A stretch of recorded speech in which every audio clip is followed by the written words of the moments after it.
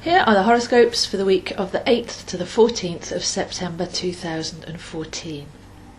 Now, the big news of this week is the full moon in Pisces on the 9th, and this is looking very deep. But before we go there, Monday will show us where we've stripped back to our core essentials.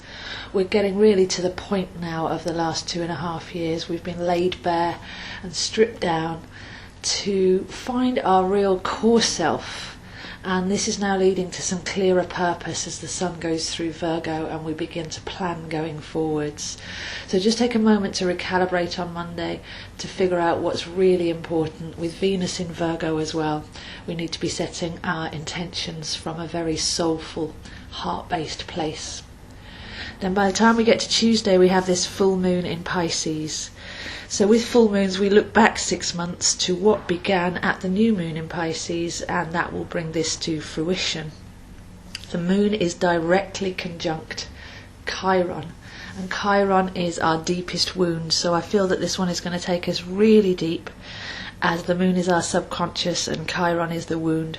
So if we can go in and focus on some inner healing, to be brave enough to look at what it is that we're actually afraid of, or what modalities we have running that keep us feeling separated or anxious or abandoned or hurt, then this moon is going to highlight all of that in the very super sensitive but very spiritual sign of Pisces. So we need to keep an eye on our spiritual self, our multi-lifetime self, rather than the poor little me, the separate person that sees ourselves as this is me and the rest of the world is something else. There's a great interconnectedness with Pisces that actually considers where we came from and where we go to once we've passed through this physical realm. So that feeling of connection can be found when we look at life from that perspective, rather than the perspective that we're always given, which is that we have to struggle to survive. So very, very deep full moon brewing on Monday, feeling that sadness maybe, being able to release, because Pisces is a bit like a sponge. It gets very saturated with all that emotion, but needs to be able to rinse itself out and release to become lighter and more filled with potential. So incredibly deep start to the week with a full moon in Pisces, but luckily we've got a harmonic angle to both Pluto and to Saturn, so there's a bit of help there. We should be able to call on our inner self, call on our deeper knowledge, actually find that still quiet point and work from there. So not a day to be out and about, not a day to be taking on other people's emotions, but one to really look at your soul life over many lifetimes, what you're truly here for. And if there's anything getting in the way, if there's anything causing that illusion of separation and pain, because if we can go in and heal that, then obviously our lives become a lot simpler and more fluent. Pisces being a water sign, liking to swim downstream effortlessly rather than get stuck on mental banks, stuck going round in circles in spiritual eddies. So really good time there. Moon and Chiron together in Pisces, right in the middle of that sign, saying take a day out if you can and really go in deep and find that soul self, that multiple lifetime self, that divine spark, and start to actually live your life from that point, and everything becomes easier after that. Wednesday, Thursday, Friday, we are receiving the information of the exploration of that Pisces full moon. So just see what comes up. There's passion, emotion, thoughts, they may not be aligned. It's a good idea to have a look at what you're thinking, what you're feeling and what you're doing, and make sure that you're not pulling yourself in 3 different directions. And then a serenity comes in once we get the point, once we actually start to practice and apply astrology. Then we need to start every day from a calm and centered perspective, rather than jumping out of bed thinking, what do I need to do today to survive? By Saturday, Sunday, we have Mars flying into Sagittarius. Now, Mars has been in Scorpio for a couple of weeks, and that is quite tough because it's the surgeon, it's the laser, it's the precision. So this is part of what we've been going in and really pulling ourselves down to the bare essentials to find our real deep passion in life and to laser out anything that's standing in our way. But when Mars goes into Sagittarius, the sage, then hopefully we'll have that longer view. We'll have a direction to point the arrow in, and we'll have a single-minded focus on where we're going to apply our fire and our wisdom to receive a message and to deliver it to a wider audience. So that's actually a very positive aspect coming in next weekend.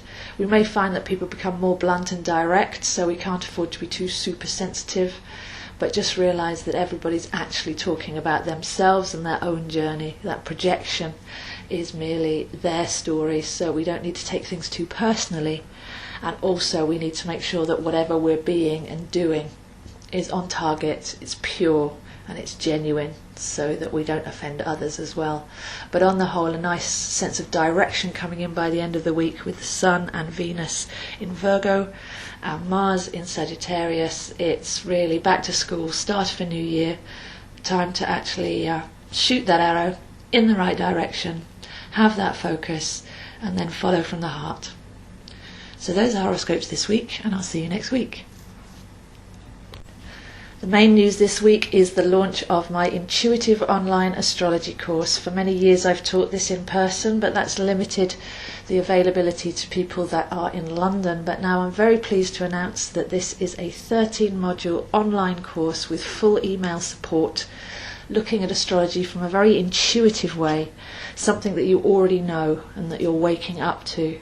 So there's no pressure, you don't need to buy every module, you can buy one at a time. Even if you only did the first module, you'd end up with a reorientation to the wonder that is living astrologically.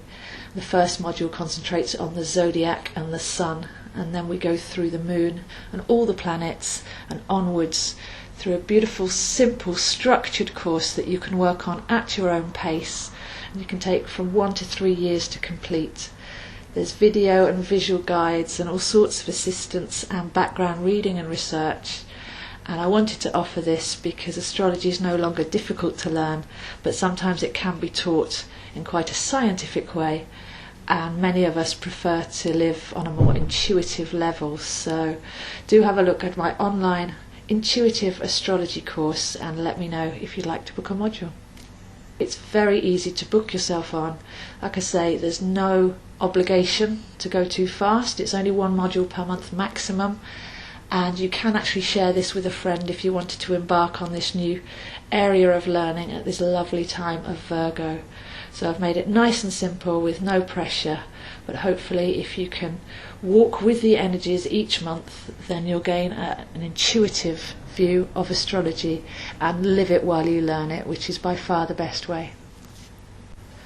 So if you are interested in taking up this new course of study at this perfect time of year, then please do contact me, zoehines7@gmail.com, or through my website www.astrozo.com, and let's embark on this beautiful journey together.